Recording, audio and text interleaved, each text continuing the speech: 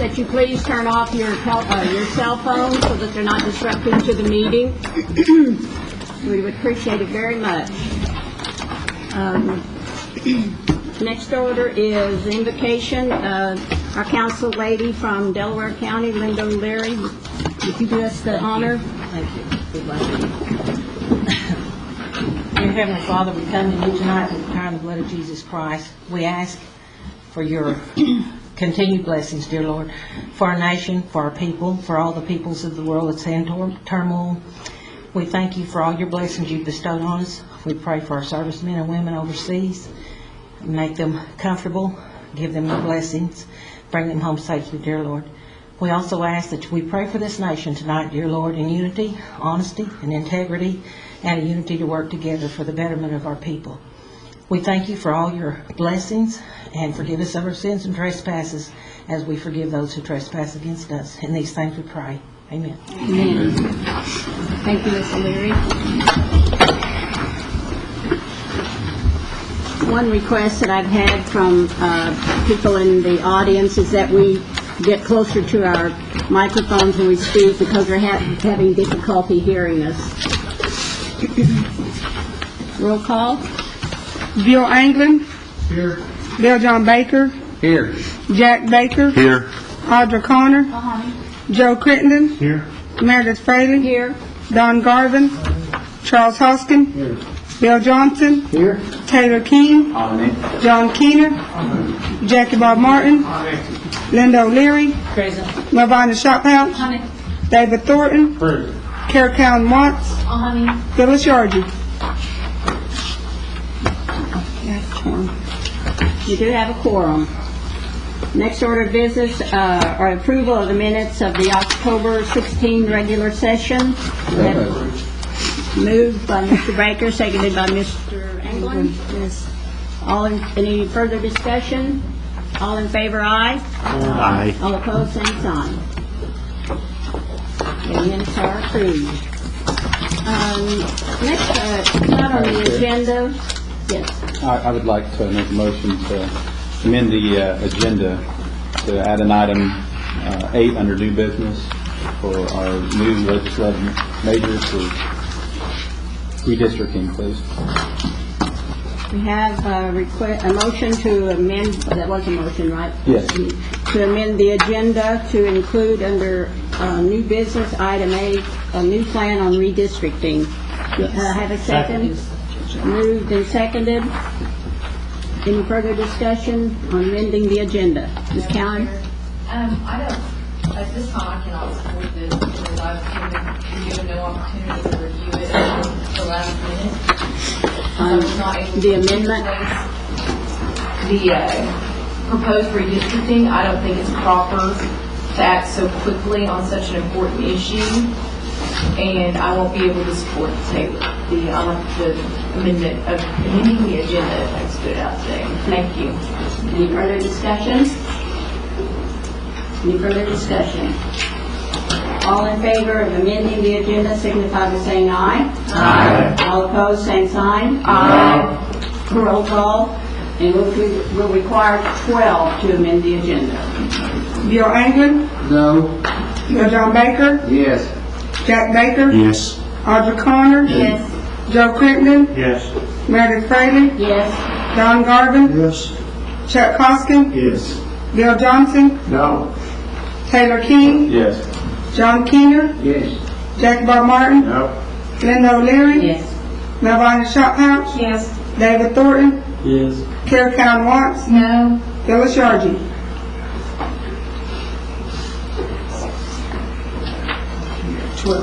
12 to amend and 4 to not amend. So the agenda is amended. Okay, this isn't on the agenda, but Mr. Baker, Bill John Baker, has a presentation recognizing a Cherokee citizen for service to the Cherokee people. Mr. Baker, I'll turn it over to you.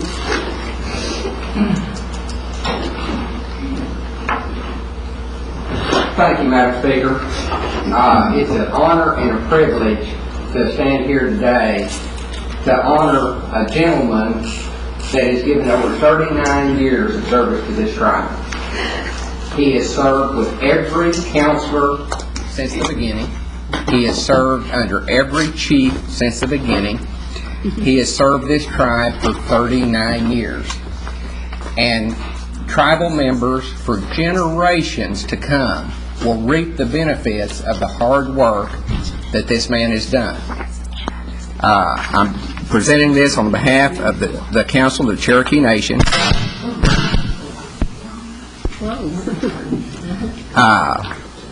And it says the nation will reap the many benefits from your dedicated service and commitment to the Cherokee people. Now, it's got each council person's name on this. Johnny Masters, come up here a minute. This plaque should really have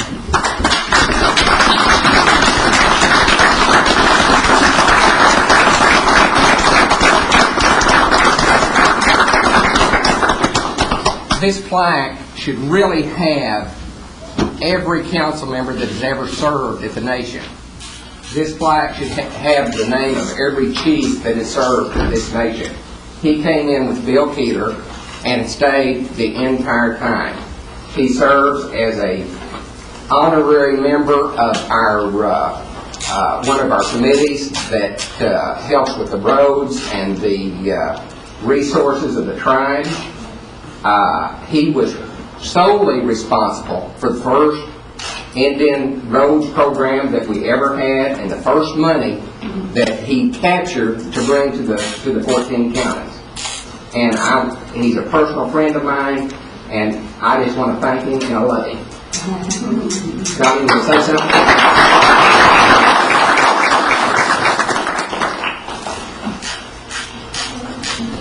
I'll tell you what, it took many years to do all of this, and I'm old enough to start over again. And I haven't ever had a bad time down here, and I appreciate what everybody has done for me too. Thank you very much.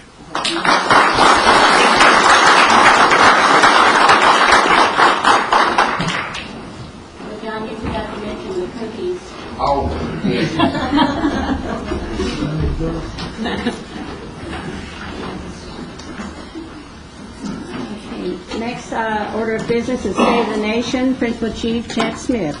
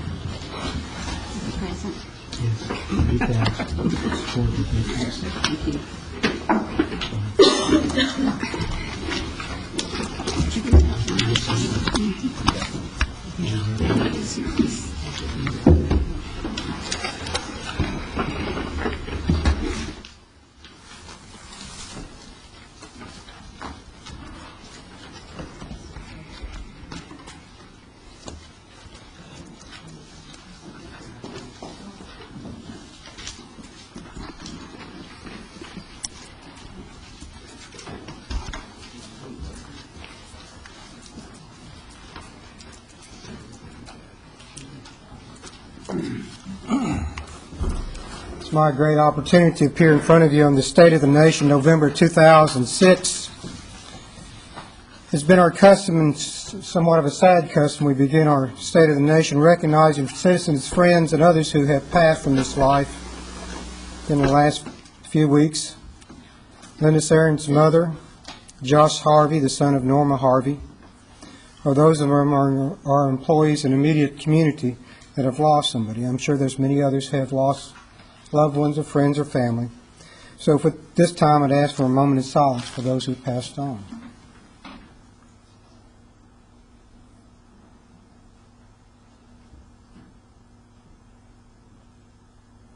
I'd like to address veterans. Just a few days ago was Veterans Day, and we had the opportunity to have a ceremony here on the complex. We participated in a number of parades in Tahlequah and Adair and Pryor. And for the audience, I have for you too stickers. They're decals that go inside your glass of your car. And they're the Cherokee translation, the yellow ribbon, to show supporting our troops. So you're certainly welcome to those. And we gave those at our parades, and they're a nice little memento and reminder to ourselves to appreciate the sacrifice and contribution of our veterans, those who have passed on and those who are still with us. I'd like to commend our office, our Veterans Affairs Office, with their good and hard work. And this time, I believe we have a video on the event, and we'll proceed. And from that one, you can see I need a haircut.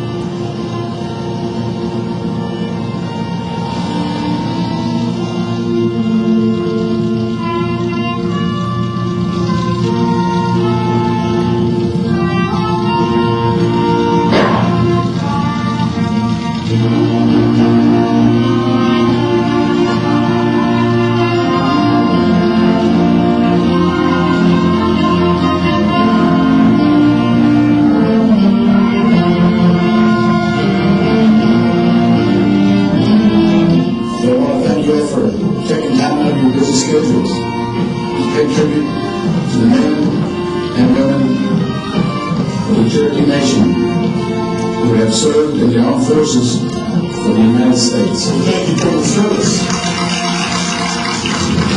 We thank you for your dedication to duty. And most of all, we thank you for what we have today is our freedom. Except in parades, however, the men and women who have kept America safe wear no badge or emblem. You can't tell a vet by looking. What is a vet? He or she are ordinary and yet extraordinary human beings. People who offered some of their lives' most vital years in the service of the country and who sacrificed their ambitions so others would not have to sacrifice theirs. They are soldiers and saviors and swords against the darkness. They are nothing more than the finest, greatest testimony on behalf of the finest, greatest nation ever known. So remember, each time you see someone who has served our country, just lean over and say thank you. That's all most people need, and in most cases it means more than any medals they could have been awarded or were awarded. 2 little words mean a lot. Thank you. And in closing, I want to thank the non-veterans here in the audience for being here today. You know, Veterans Day is not about politics, and Roby mentioned this before. It's about showing your support for women and men who have served, are serving now, or will serve in the future. It's about showing understanding for those people who put their lives on hold to defend you and this country. It's about showing respect for those who sacrificed their bodies or came back to us with wounded souls. It's about remembering those who never came back or who are still missing. And for those veterans who are here today, you honor us with your presence, and from the bottom of my heart, I thank you.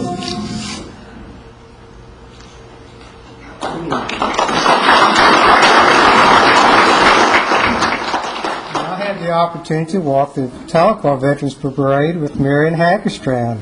Let's give her a round of applause. And as the video talked about, sometimes we overlook those close to us and acknowledging and saying thank you to them. So tonight we would like to acknowledge and honor our council members who are veterans. And so at this time, Joe, if you will help, and we can ask each of you to come out. Don Garvin was in the U.S. Army and U.S. Air Force Reserves.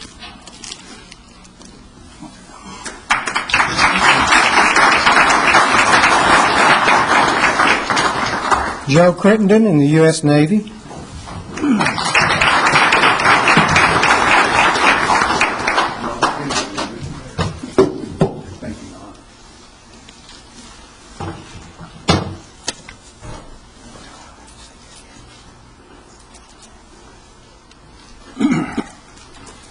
Buell Anglin in the Oklahoma Air National Guard.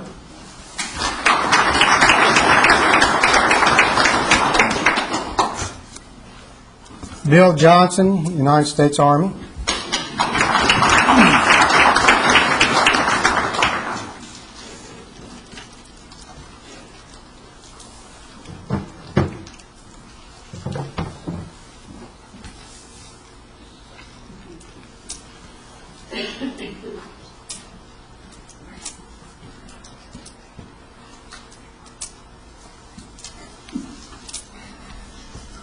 Johnny Keener, United States Navy.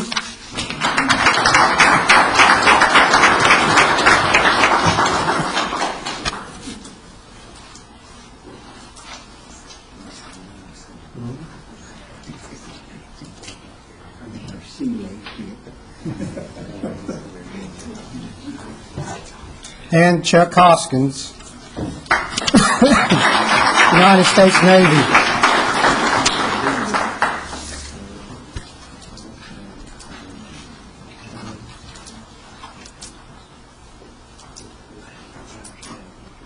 Let's give all those a round.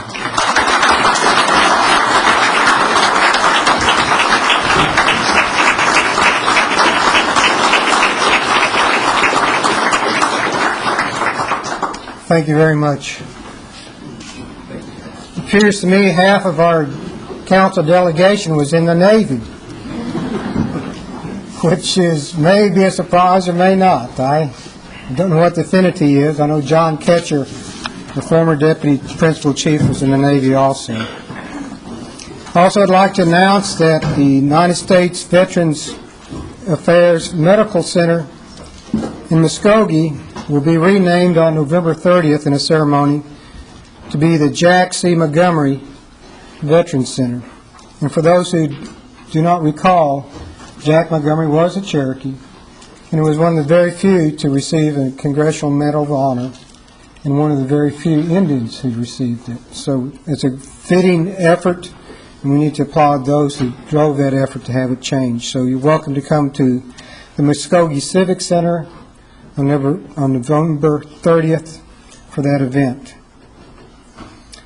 The Cherokee Nation is a community-focused and community-driven government.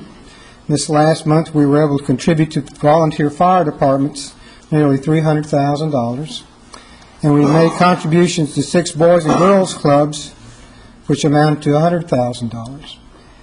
And this was a great opportunity for us because they are organizations in our community working to increase the quality of life for everybody. And we are fortunate to create partnerships with them to help increase that quality of life. I want to congratulate our Cherokee Nation Cancer Program staff for hosting the first Cherokee Nation Cancer Summit. It was held at OU Tulsa by about 200 folks, and it was a very good step in trying to curb and understand this crippling and devastating disease. We have other good news up on the hill at Sequoia High School. The boys cross country team won their 4th consecutive state championship in cross country, and that's worthy of applause. And the girls won last year. They came in 3rd this year. And football is certainly a topic of interest, and our Sequoia High School is now 11-0. I think it's the best record the school has ever had, and they'll be in the second round of the playoffs of this Friday night. So if you can come and support them, and perhaps if we keep working at it, we'll get to face Bayan someplace in the ladder. Is that correct? Finals. That would be a great opportunity to beat Bayan at the finals. Don't you agree, Mr. Thornton? I think so. Okay. But we do want to applaud the hard work of all of our Cherokee students and Indian students, regardless of what team they play on. We're very proud of Sequoia, of because it has become an exercise in developing leadership, not just an exercise in winning football games. On December 15th, we'll have the opportunity to have an open house at our new Sequoia multi-purpose building, and it's named The Place Where They Play in the Cherokee translation. But that's what the name of the building will be, The Place Where They Play. And it's a great building, but the thing that's so fascinating about it's what its real value is. It's a laboratory of leadership. We often talk about the church as not being the building, but the congregation. So when we look at this new building, we ought to look at it differently. We ought to incorporate new customs and ideas and mores. We need to look at how we treat other folks and visitors and players. And the simplest way to look at it is it's our house. And how do we treat people who come to our house? We treat them with respect and kindness. We treat them where they want to come back. And when you have the opportunity to look at the floor, there's a story half in English and the other half in Cherokee. And the story reads something like this. This is Sequoia's house. It was named after him because he was a leader in education and government. He developed a written language by himself, and he was a diplomat. And those goals of governance and education are the goals of our students, so they can have happy and healthy lives. And so when we anticipate our new facility, we have to look for ways of creating even greater statesmanship and sportsmanship. We need to think of ways, maybe we need to have Johnny Keener as our Walmart greeter at the front door, welcoming everybody into our house and treat them with the respect. And when a team makes a play, regardless if it's ours or theirs, we encourage our students to perform the best they can. So it's a great opportunity to assert the leadership we desire for all of our students. That will be December 15th. In the morning, there will be a small ceremony for the students and the alumni of a blessing ceremony in which they'll transfer from the old gym to the new one, their championship banners. And then I believe it's at 5 or 5:30 in the evening, we'll have a grand opening with a meal. We anticipate having some ceremonies at that time and actually having the first game as being an alumni game. So please get the word out, all Sequoia alumni who would like to take the floor and play that first basketball game. We would like them come and dressed out. And then we will have intramural games for our boys and girls in the evening. I would like to close and report on a series of litigation that's been pending. It's come to some stage of resolution. The first is a United Kituah band appealed from a HUD denial of funding to them. The appeal and the basis of the underlying action was that you had to have criminal jurisdiction within the territory that you claim. The Department of HUD, Housing and Urban Development, found that they did not have that jurisdiction, that they did not share jurisdiction with the Cherokee Nation within the Cherokee Nation. The UKB appealed that, and this last week, the HUD administrator affirmed that appeal and again held that they had no jurisdiction and were not entitled to funding from the government. Also, last week, the United Kituah band also appealed their denial of a claim that they own part of the Arkansas riverbed. Their theory being is that they're a successor in interest to the Cherokee Nation. The trial court ruled against them and dismissed the case.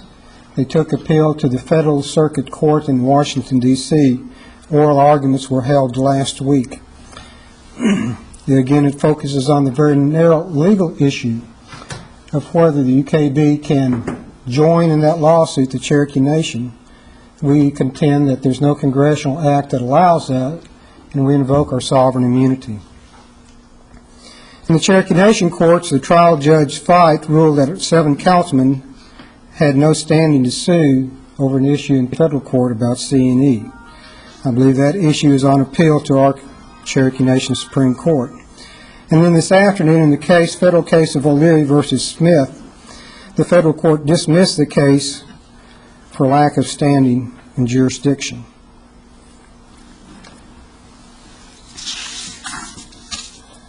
We have this month of November to celebrate Thanksgiving in the next week or so.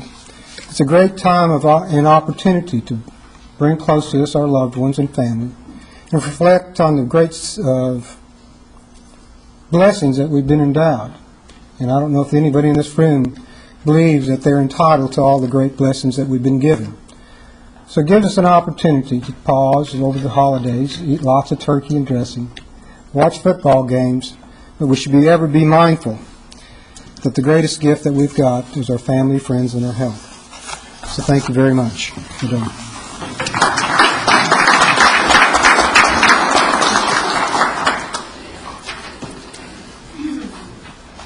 Next order of business is, we have 2 items that were vetoed by the principal chief, and the action to be taken is whether the tribal council sustains the veto or whether the vote is to override.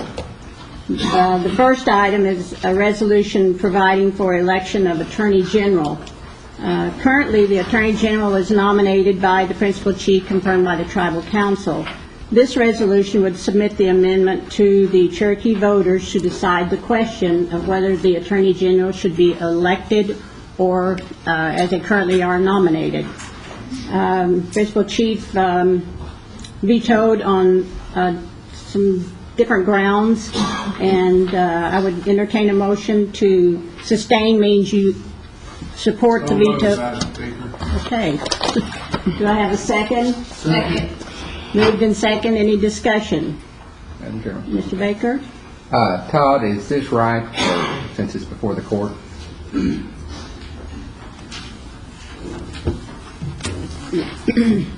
Last month, this was on the agenda, and it was tabled to be on the agenda for this month. There is a case that is pending before the Cherokee Nation District Court, basically to answer the question, is this the type of resolution that the chief can veto, given that it is a power to the council that the Constitution grants.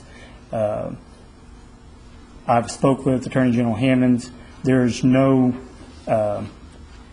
time frame which would require you to take action on this matter, so you can literally, continue to table it, or if you take action on it, it's not going to affect the merits of the suit that is pending before the court. And I understand that the Attorney General will be filing some type of response to the petition in the next few days. Madam Chairman. Yes. With that, I move to table this override at this time. Second. Moved in second to table. All in favor, aye? Yes. Just to clarify, you're going to table the override, but the motion was to uphold the veto. No, the motion was to either uphold or to sustain or override. I understood his motion to be to sustain the veto. Whose motion? Jackie Bob's. So I believe that table would be improper this time. Yeah, but the tabling takes precedent over all items. You're tabling the agenda item. So. Yes. Okay. Thank you. Okay. Any other questions? All in favor, aye? Aye. All opposed, same sign. Okay. The next item for resolution to sustain the veto or to override is an amendment to the act covering elections, revising the number of districts in the Cherokee Nation from 9 to 15 districts. Redistricting is required under the 99 Constitution. It was vetoed on constitutional, residential, and council representation for a current term basis. And I would entertain a motion to either sustain or override. Do I have a motion? Madam Chairman, I Sustained. Mr. Baker? move to override. I have a motion to override. Do I have a second? Second. Moved and seconded. Any discussion? Okay. Roll call, please. The vote is to override. Yes, override. Yes, override. No. This is the same. Jack Baker, No. Audra Connor, Yes. Joe Crittenden, Yes. Meredith Brady, No. Don Garvin, No. Chuck Hoskin, Yes. Bill Johnson, No. Taylor King, Yes. John Keener, Yes. Jackie Bob Martin, No. Linda O'Leary, Yes. Melvina Shot Pouch, Yes. David Thornton, Yes. Carol Cowan Watts, No. Phyllis Shargy, Yes. Buell Anglin, No. Bill John Baker. Yes. We need 12 rights overrides. 10 yea, 7 nay. 10 no, 7 yes. The motion is to sustain the veto. Not motion, but your veto is sustained. Okay, next item, next order of business is committee reports. Mr. Sutherland. You're sure a lot prettier, Mr. Sutherland.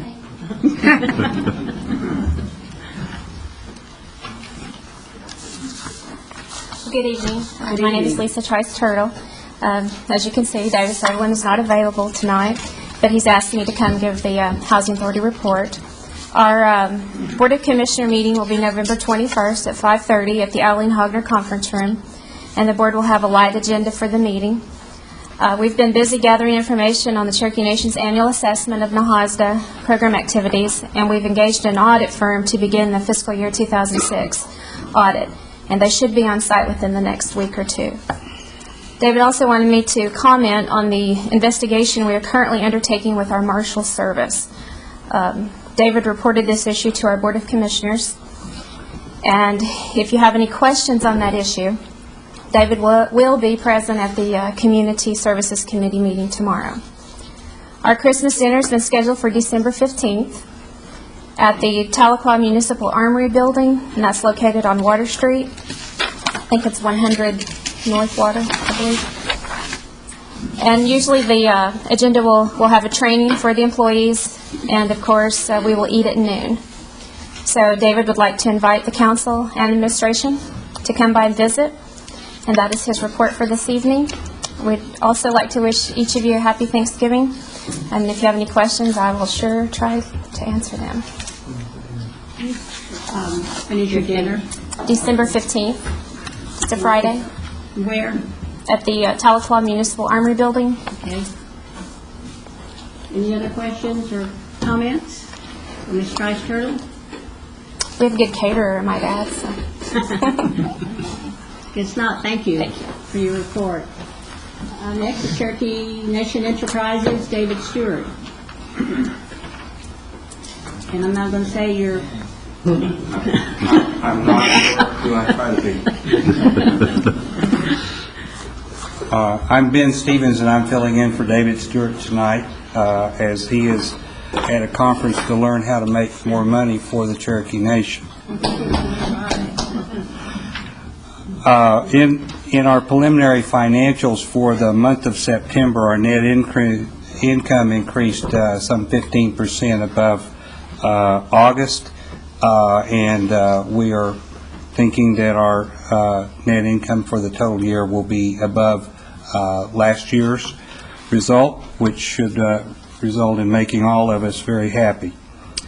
In our contributions to the nation beyond the dividend, in our retail sales and liquor excise tax, we are contributing in September the amount of $82,532.28 as additional revenue.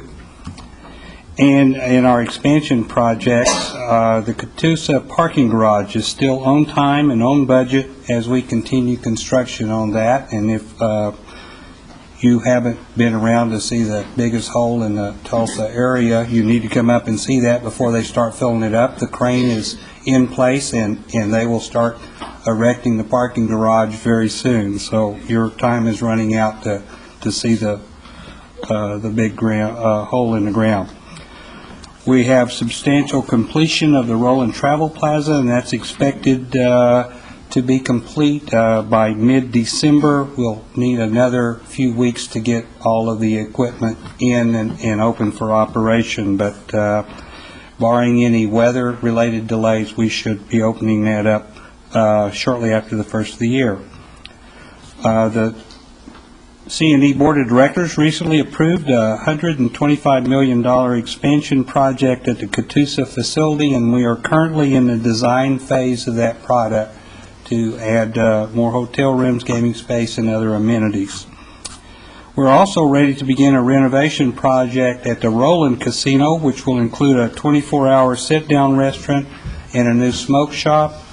And there will be a significant redesign of the back of the house area, including the warehouse area. And as those plans are developed, we invite you to come in and see what we are doing with that. In our area of jobs, we currently employ 3,039 people. Who would have thought that just 4 short years ago? So we have a significant number of employees, and with all the expansion projects that we have, we'll be adding to that total. The C&E total Cherokee percentage is holding pretty steady at about 59%, with other Native Americans another 14%, where we have a total of about 73% of our total employee force. In the management level, we have 63% Cherokees with other natives at about 7% for a total of 70%. So I think that in summation, Cherokee Nation Enterprises is doing a good job to represent the Cherokee Nation, and we thank you for your support. Are there questions that I can relay back to my boss for him to answer? Any questions or comments? Mr. Stevens? It's not. Thank you. Thank you very much. Cherokee Nation Industries, I saw Dennis McLemore. Evening, Dennis. Good evening. I believe Brian is at the same conference with Dave, so we should be making a lot of money by the time they get back. Sales at the end of October were $33.5 million. That's for a 4-month period for our year. And our sales have been averaging around $8 million a month. We expect a decline during the next couple of months because of the holidays. Our personnel services is based on billable hours, and as those people take vacation in the holidays, that reduces the number of billable hours we have. The holidays are averaged into the billable hour rate, but so some months that we will have the income that the income that goes in those billable hours or pays for the holiday time. However, the way that we account for it, there will be a reduced revenue during those holiday months. We've been gearing up for our new contracts and expect delivery on the manufacturing contracts to begin in the third quarter of our year, or the first quarter of the calendar year. And we've hired 25 people in the last 30 days and expect to hire about 10 to 15 more before the end of the year. Currently, we have 800 employees, and 240 of those are employed locally. Next board meeting will be in December on the 19th, and it'll be in Stillwell. And that concludes my report. Any questions for Dennis? Comments? If not, thank you, Dennis. Okay, thank you. The next monthly report is Cherokee Nation Businesses, Callie Ketcher.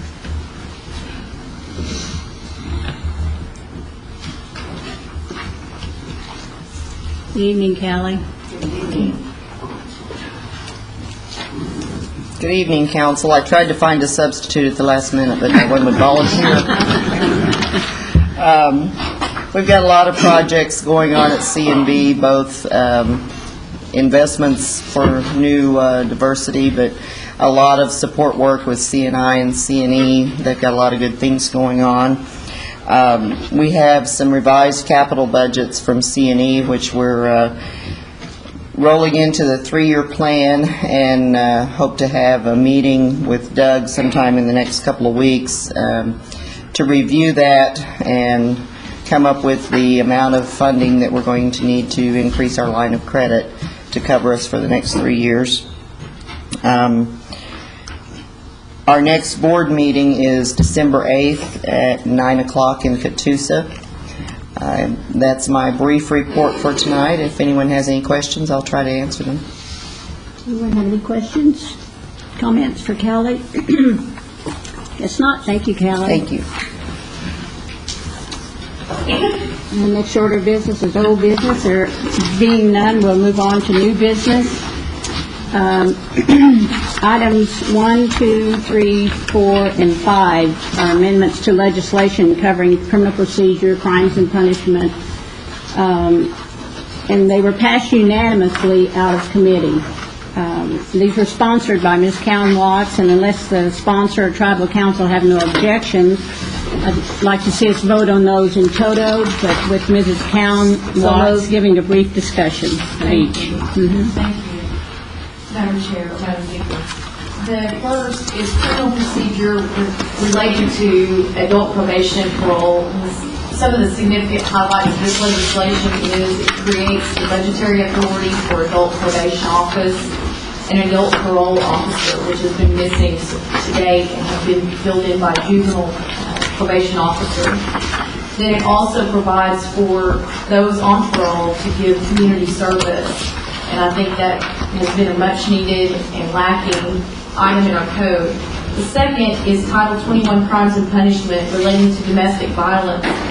It provides, specifically the highlight of this for me was it provides assault and battery by strangulation, which had been missing prior to this. If you're familiar with domestic violence issues, you really need that code that's specific to strangulation.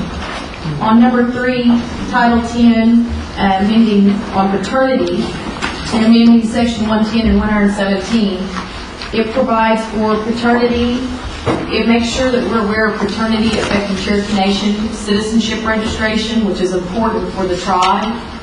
And it also does not allow birthing costs to be assessed if that birth had occurred in the Indian Health Service facility. On item 4, some of the highlights, the primary highlight under warrantless arrest standards is it changes that standard from a 4-hour standard to a 72-hour standard. And again, if you're familiar with domestic violence situations, it's critical to have that additional time for our officers to be going in with a warrantless arrest to make sure that that perpetrator is no longer in the family situation. On item 5, meaning Title 43, child support, this creates a trigger for the change in child support. So if you're a person in a child support situation, if your individual income or your spouse's income changes is increased by or decreased by 15%, or your total income, the two of you, increases or decreases by 15%, and that provides a trigger for reassessment of child support. And that's the same. Thank you, Madam Speaker. Entertain a motion to vote. Moved and second. Any discussion on any of the 5 items? Call the question. All in favor, aye? Aye. All opposed, same sign. Thank you. Item 6 is an act establishing a minimum wage for employees of the Cherokee Nation, its corporations and entities. Mr. Jack Baker and Mr. Taylor King each had similar legislation covering a minimum wage proposal. However, they collaborated and came up with one piece of legislation, and it was passed unanimously out of committee. If I might ask Mr. Baker to explain that. Yes, this minimum wage bill is for $7.50 minimum wage, effective for the first full pay period after its enactment.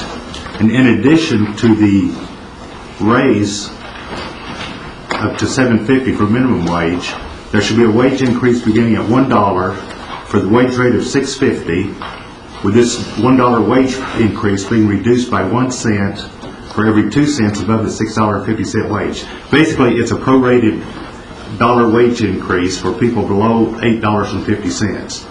Someone at $7, that's currently at $7, would be receiving a 75-cent increase to $7.75. Someone at $7.50 currently would be increased to $8, and it goes on up to someone at $8.49 would be raised to $8.50, but there would be no wage increase for anyone below $8.50. And this is to avoid a compression of the wages at the $7.50 level. And it does provide for people that have been there for a while to get a wage increase. And everyone that has worked towards the wage increase will get a raise, so that someone that hasn't been there will not get the same amount that they're getting just because of this act. It also provides, on the first full pay period after October 1st, 2007, of a wage increase to $8.25 with also a prorated raise, and in 2 years, in 2008, going to $9 per hour. So I move for its approval. Second. Moved in second. Any discussion? Ms. Connor? Madam Chair, I'd like to offer a friendly amendment to this legislation. I'd like to add that it become effective the first pay period after January 1st, 2007. And I will accept that. Thank you. All in favor of the, There's a lot of people that haven't been here prior to this, and it's confusing. We just had a long discussion about it, and some may still not understand quite what's going on. So I just want to clarify that we struggled with this because I think all of us on the council were very supportive of increasing wages and making sure that we got our folks a living wage, that people could afford gas and milk on the table. But to my interpretation of what Councilman Baker said was we still have to maintain some kind of levels so that people can see that they work to the next level, and if there was somebody that just obtained their most recent promotion or raise, they didn't feel slighted because we automatically bump everybody up. And I think that's what's important about this compromise, and I appreciate all the hard work that went into it on all the people on the council. Thank you. thank you. All in favor of the amendment proposed by Ms. Connor, signify by saying aye. Aye. All opposed, same sign. Now we'll vote on the act establishing minimum wage. It is an act. Roll call. Phyllis Yargy, Yes. Kara Cowan Watts, Yes. David Thornton, Yes. Nelvana Shophouse, Yes. Linda O'Leary, Yes. Jackie Bob Martin, Yes. John Keener, Taylor King, Yes. Bill Johnson, Yes. Chuck Hoskin, Yes. Don Garvin, Yes. Meredith Fraley, Yes. Joe Crittenden, Yes. Audra Connor, Yes. Jack Baker, Yes. Bill John Baker, Yes. Bill England. Yes. Act passed unanimously. We will have a minimum wage beginning January after the, what was it? First pay period after January 1st. Okay. Item 7 is an act amending the 2007 fiscal year budget. Yes. I'd like to move to divide this question into 3 parts. What are the 3 parts? One, an act to amend the comprehensive budget, which would increase the budget just for the championship rings for Bonnie Ann school cheerleaders. So separate that out on just the championship rings. 2, a budget bond number 2, which would increase the budget for $1.5 million for a second bonus to employees. And number 3, the remainder of the budget increases passed out of Executive and Finance Committee on October 26th. It's a separate budget bond. What was the third one? I'm sorry. Just the remainder of the budget increases from Executive and Finance on October 26th. Okay. We have a motion and a second. Any discussion? Mr. Baker?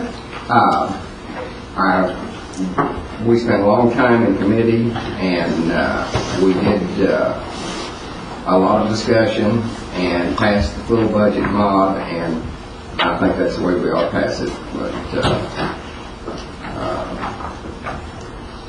But that's just my opinion. Any other comments? Any other discussion? Okay, the first item that we will vote on is, sorry. We need to vote on the motion to divide these 3 items. All in favor, aye. Aye. All opposed, same sign. Aye.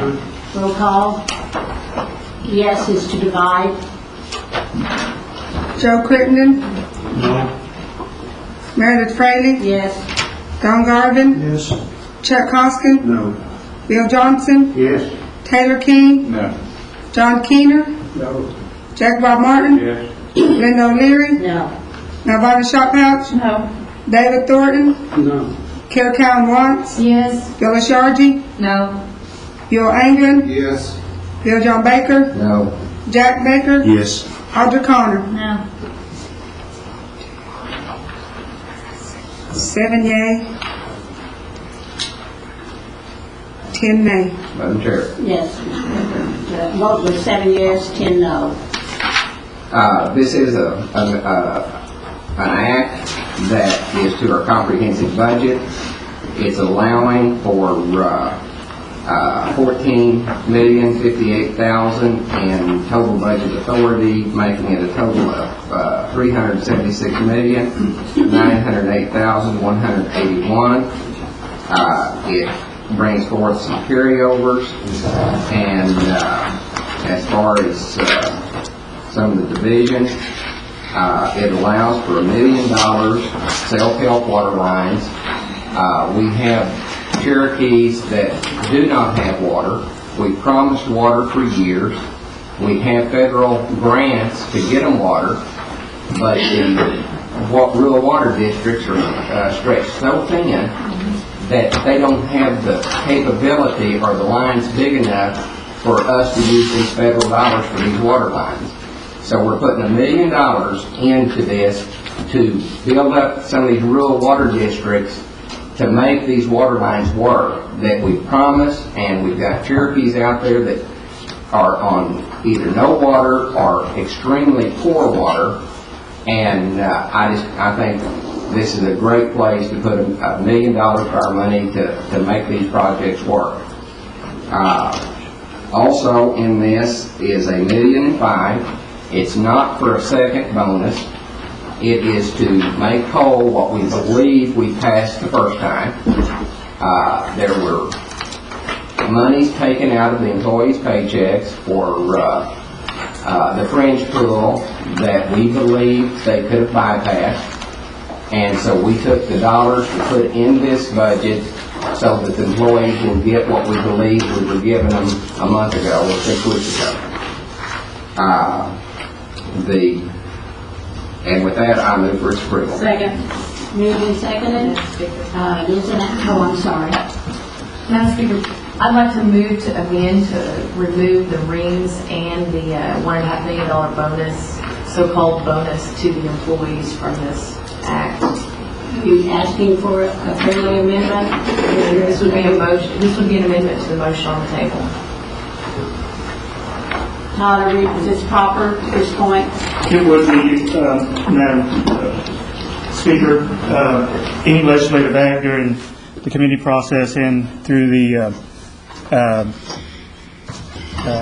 on the floor of the council, any act can be amended on the floor, so it would be a proper motion if there's a second. Thank you.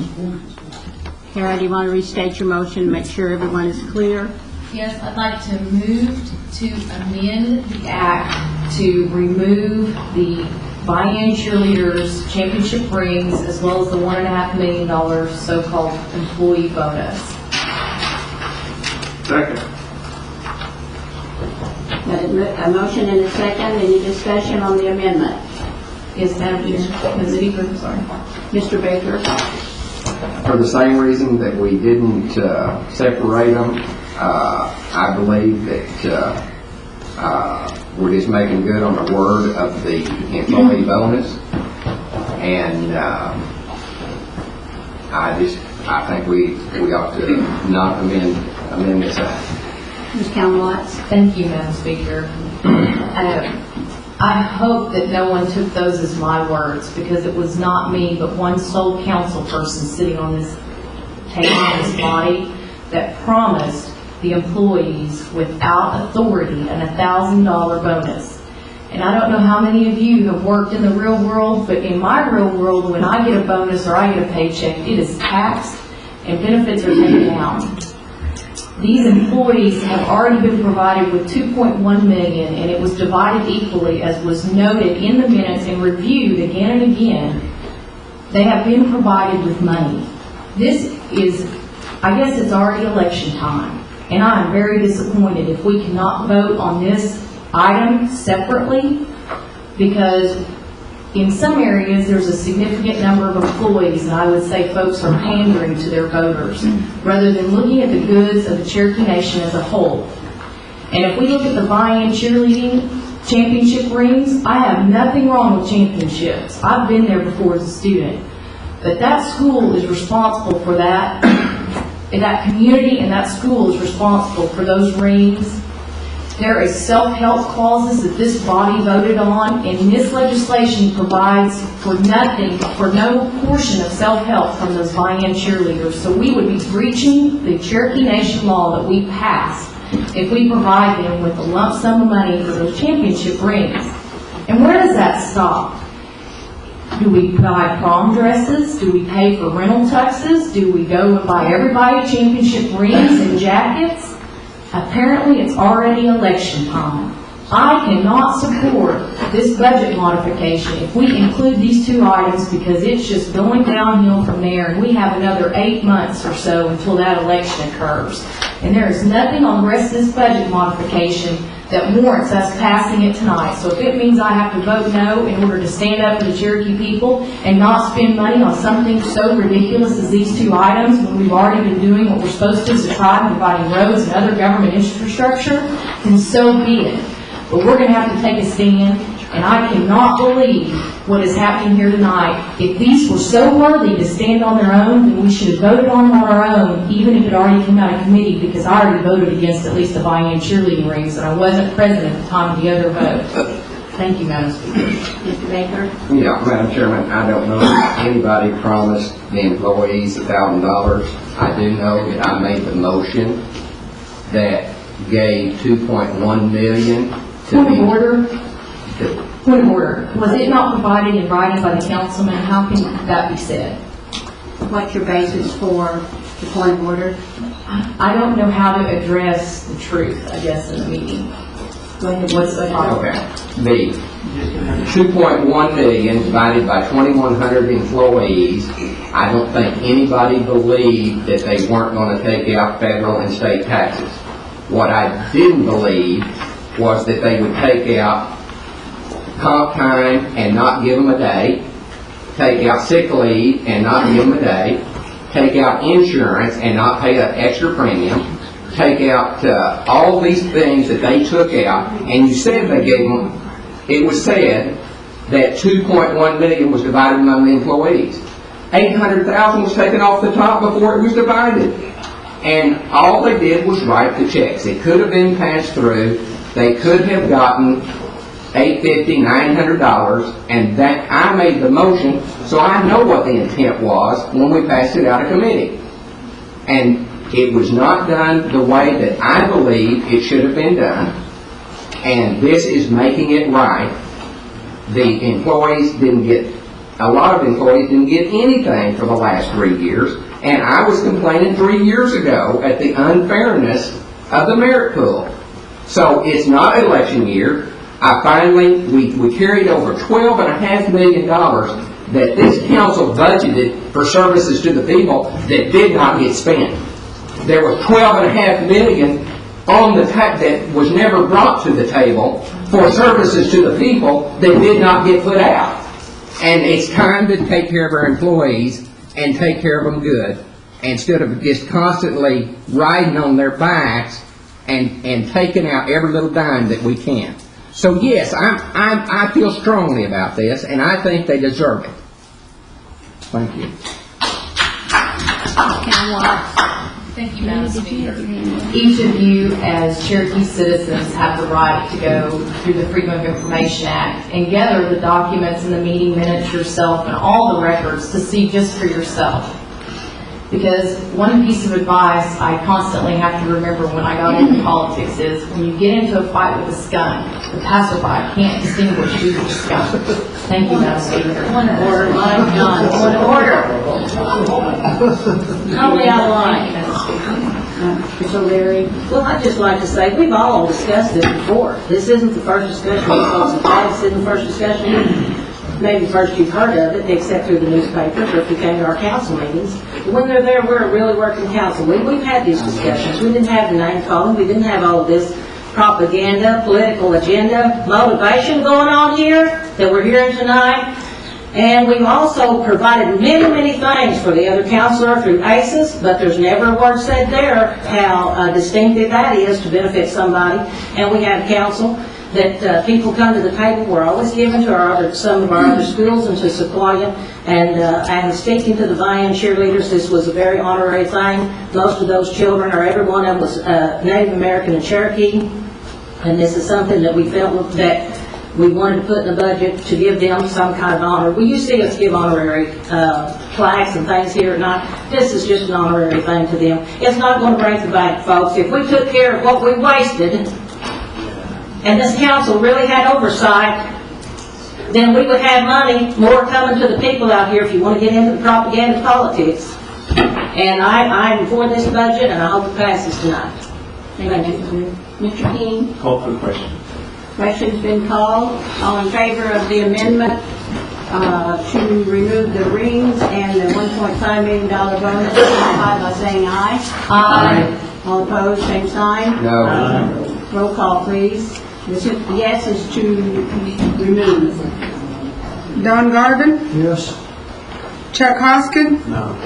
Bill Johnson, Yes. Taylor Keene, No. John Keener, Jack Bob Martin, Yes. Linda O'Leary, No. Melvina Shophouse, No. David Thornton, No. Carrie Cowan Watts, Yes. Phyllis Shargey, No. Bill Anglin, Yes. Bill John Baker, No. Jack Baker, Yes. Audra Connor, No. Joe Crittenden, No. Meredith Fraley. No.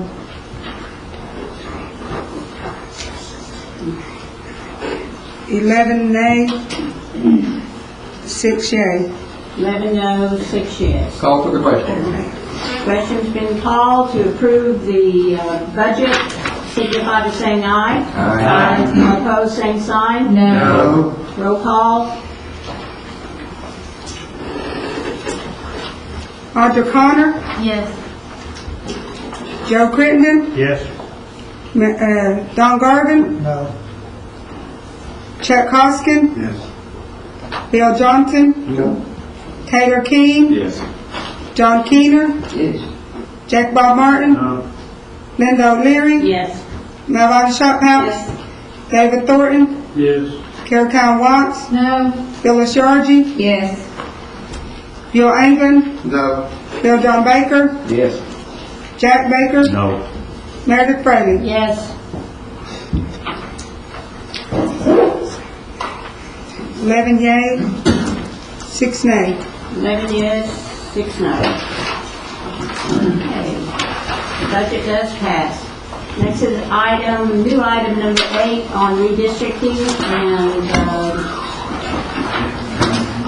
the former redistricting plan was vetoed and sustained. Today there was a special rules committee meeting, and they drafted a new redistricting plan, which was approved through committee.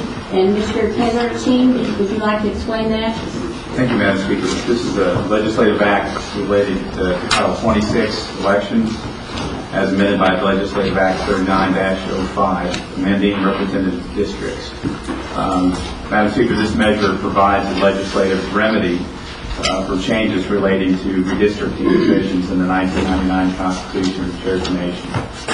This act creates 15 districts of reasonably equal sizes and meets the constitutional criteria of one person, one vote, ultimately bringing greater stability to the democratic process of the Cherokee Nation. I'd like to make a motion for approval, please. Second. Moved and seconded. Any discussion on the new redistricting plan? Ms. John Watts? Thank you.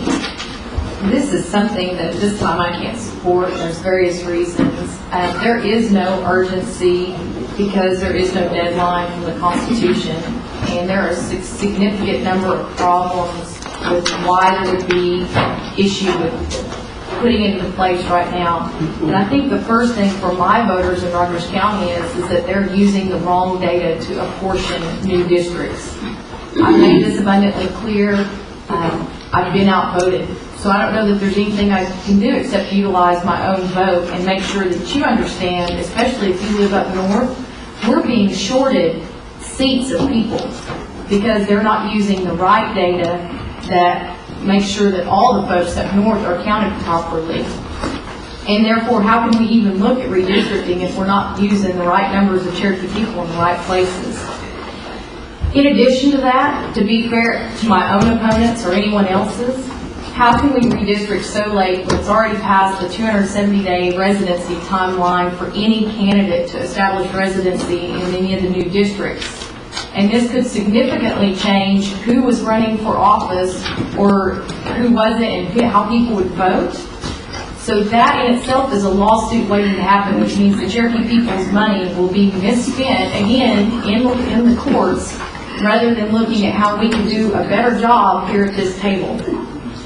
Also, I think it's too late to properly educate our voters. If we start redistricting, we already have a current workload we know that our election commission has to work with 30,000 potential at-large voters that they're already going to have to figure out where they're at, how they're going to redistrict, and where they're going to go, let alone re-educating a potential of 90 to 100,000 additional voters. I mean, we have only about 15 or 16,000 registered, but there's been such an increase in awareness, I see the potential for a lot more voter registration.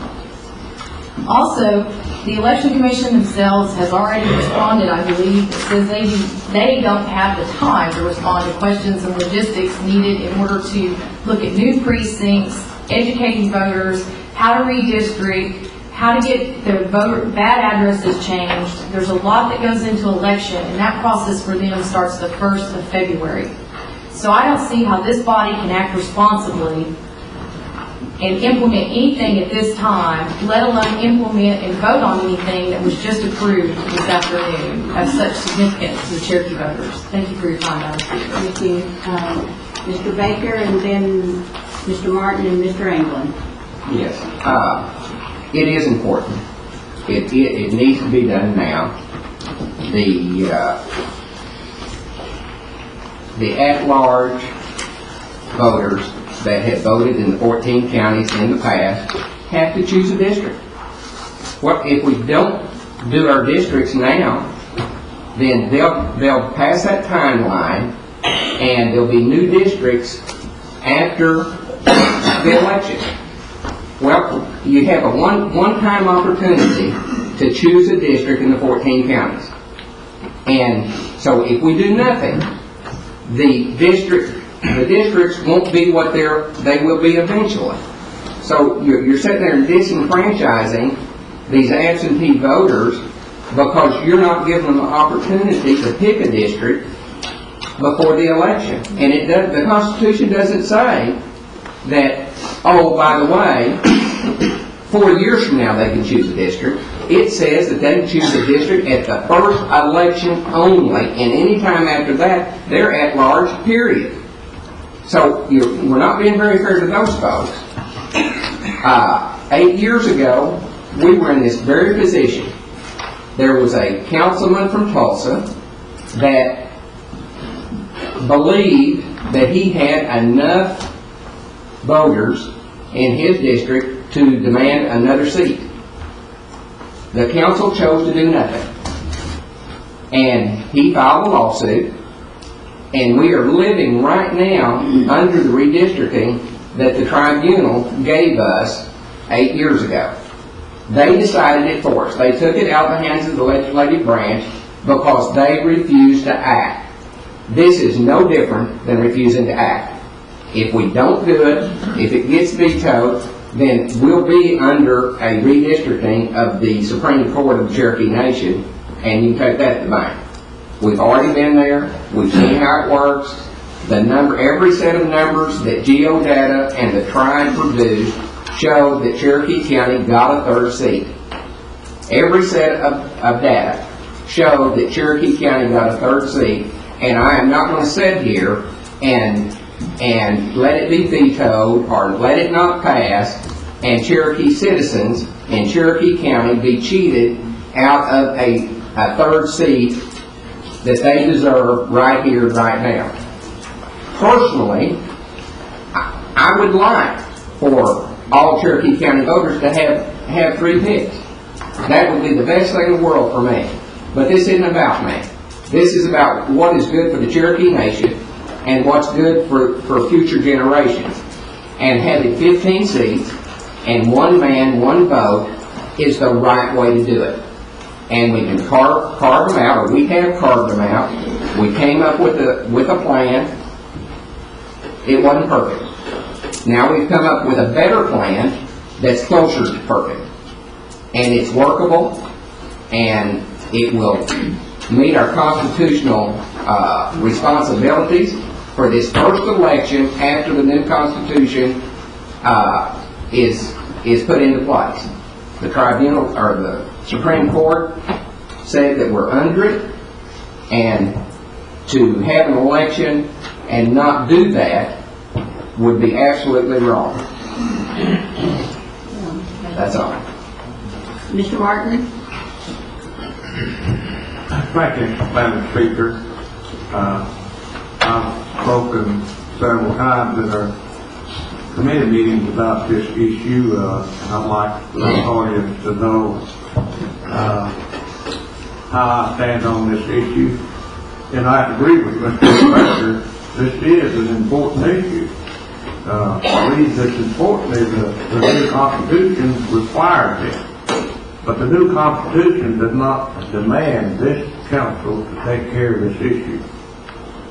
I agree with the format, more or less, that the committee approved, the map that we have here before us. But the problem that I have with this is the timing. Here we are just a few months before election time. I don't know if our people out in our district really understand what we're trying to accomplish. I think it's going to be confusing to them, to the voters. The best I can see in the past elections, we've really never made it easy for our people to understand how the election process is. So, for those reasons, I don't support this now. I would like for us to hold off until the next group is elected, and that group could do like this group did with our election law. It took us 2.5 years. That was one of the first legislation that was passed by the council when this group was seated, and it took us 2.5 years to finalize our election law. We had community meetings, we had community people input, and I think as important as this is, I think that we ought to take time and allow our people to be more involved in this than we're allowed. I think if we do this right now. Thank you, Madam Speaker. Thank you, Mr. Martin. Mr. Anglin, and then Ms. Callan Watts. Thank you, Madam Speaker. This is a sweetheart deal for me, the way this is proposal is drafted up, this districting. I can stand on my back porch and conduct business with my whole district because it's so squashed down here. But the thing about it is, I posed this question today to these other council people, is I have been out in my district visiting with people in the community, with the community meetings in our district in Bartlesville and Tulsa just last week. I've asked for a show of hands at these community meetings of how many people want us to mess around with redistricting at this point, this close to the election. Overwhelmingly, people are against doing anything with our district at this time. There's no doubt it has to be done. There's people that came to these meetings and said, well, it's mandated. But there's no time frame on this mandate. So you use that word, mandated means it shall happen, but it doesn't say that it needs to happen right now and this quickly without the people, the elderly people, knowing where they're going to go vote. And to me, we just do things so quickly and just without thinking about it. Then we come back the next month and we go, oh, we made a mistake there, or we need to correct that. So I can't support this because this was done today, folks. For everybody out there in the world, this was done today. And they're wanting us to vote on it tonight, and I cannot support something like this. Thank you. Thank you, Madam Speaker. One of the things that I'd like to clarify, because I only talked about it briefly, but the data is extremely important. And I know to some folks, that's going to turn you off immediately. Just hearing that word, it sounds technical, you don't know what that means, data. Well, I am a data for the Cherokee Nation. I'm a citizen of the Cherokee Nation. There's information on where I live, and that's one data point. So when you look at the map and you look at redistricting and population and apportionment, you have to look at where each of us lives as a data point. And that's all that is. But what I found when I started investigating, because I knew I had a heck of a lot of Cherokees in Rogers County, and I knew I was doing two people's job for the past 3.5 years. So I started looking at the data, and sure enough, if you look at our registration citizenship data and information, we, as intelligent Cherokee people, mark down which county we live in. And if you are from Rogers County, you know that Collinsville and Owasso kind of overlap. They go into Tulsa and Rogers County, for example, right? So if I'm one of those, for lack of a better term, kind of ambiguous Cherokees, I know I'm associated with Collinsville, for example, as a town. And that's the community I live in. But I know I'm actually living in Rogers County. Then I'm a Rogers County Cherokee. I'm intelligent. I'm going to write that down on my citizenship registration. To me, that's the data that we should be using. But unfortunately, this body saw fit to go with particular people and give 3 seats to Cherokee County because they're not using the right data. They're using data that pushes everything to other places and outside of my county. So how can I support something that is based on ambiguous and wrong information? I cannot. And that's where the data question comes into place. The other thing is, I can't help but set the record straight. The last time I read the Nick Glade case, it was not something that the council necessarily did or didn't do. The law for apportionment, not redistricting, apportionment, says that we have to apportion every so many years. Well, he knew, Nick Glade did, that there was a huge population shift. There had been a lot of new Cherokees born, right? So he had to beg the question to the courts, which were the proper place, to reapportion earlier than the set amount of time. So we're talking about apportionment in that case and not redistricting. The districts did not change at that time, so don't let those statements confuse you. And that Nick Glade case is online if you want to read it yourself. But it all goes back to we are making the wrong decision at the wrong time, or we're making potentially the right decision, but at the very wrong time and based on the wrong information. Thank you, Madam Speaker. Thank you. Any other? Michelle Couch? I may not totally agree with the way this is set up, but the only thing that bothers me is we say the new Constitution is now in place. And when I was sworn in, I swore that I would hold up the Constitution. So if we're living by the new Constitution, we shouldn't just pick and choose what we want to do, what we want to pass. But we've already enacted some other things in the Constitution and are in place. And that's the only thing that bothers me. And I don't totally agree with this, and there will be a lot of confusion to the people, and that worries me too. But folks, the only thing, like I said, that bothers me is to uphold the Constitution, and that's what I swore to. Thank you. Thank you, Michelle Couch. Ms. O'Leary? Well, I must be in La La Land for the last 4 months because all I've heard about is redistricting, as well as this whole entire council has. This isn't a new concept tonight. Maybe a piece here, a piece there of 85 voters, maybe sandwiched into an area. This isn't new, people. We've been working on this for 4 months or more. All we've heard since our judicial system said that we were to go by the new Constitution, not the BIA, that we got to redistrict. Well, we've been working on redistricting. I didn't come down here to special meetings for redistricting. This isn't anything new. This is old fashioned. We've hashed it, and we've had a majority of this council support this redistricting until we've heard about it tonight. And then here we all of a sudden have all this confusion. I'm told, and I'm like some of the other councilors, yes, it's not my cup of tea to have to redistrict, but it's something that if the new Constitution tells us we need to do, and our justices has ruled on that, then we're going to have to abide and do what is our fiduciary duty. That's all we're trying to do. We're not trying to leave anybody out. And if these numbers are so skewed, as we've heard them tonight, say that they're misrepresented, then Todd Hembry and Todd Enlow and everybody else that's presented them that's done all of these months of geodata and all this combining of these information, I would like to know what's wrong about it, because if it is, I've not heard it. We've been given supposedly accurate reports, and if that's the case, then this entire council's been like that. And evidently one person knows it, the rest of us maybe don't. But that's where we're at on this. This is why this legislation is coming up tonight for the redistricting. Thank you, Madam Chairman. Yes. Any other questions, comments, suggestions?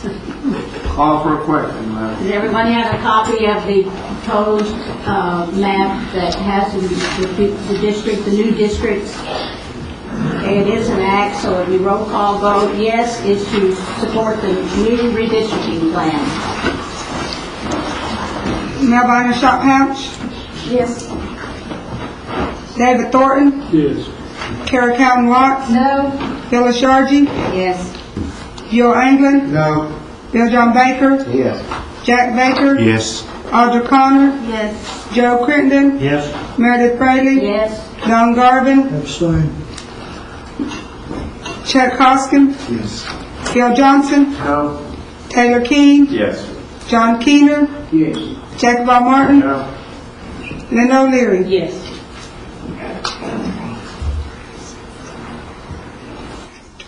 12 yea, 4 nay, 1 abstain.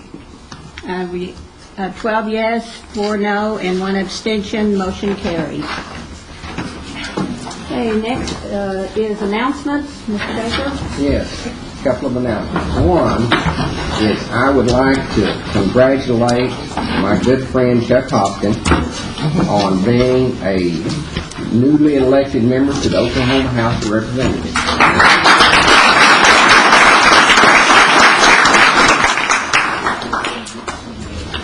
Anything else, Mr. Baker? I certainly hope that after passing this redistricting, that everybody that voted for it will be prepared to override the veto next month. Thank you. Any other?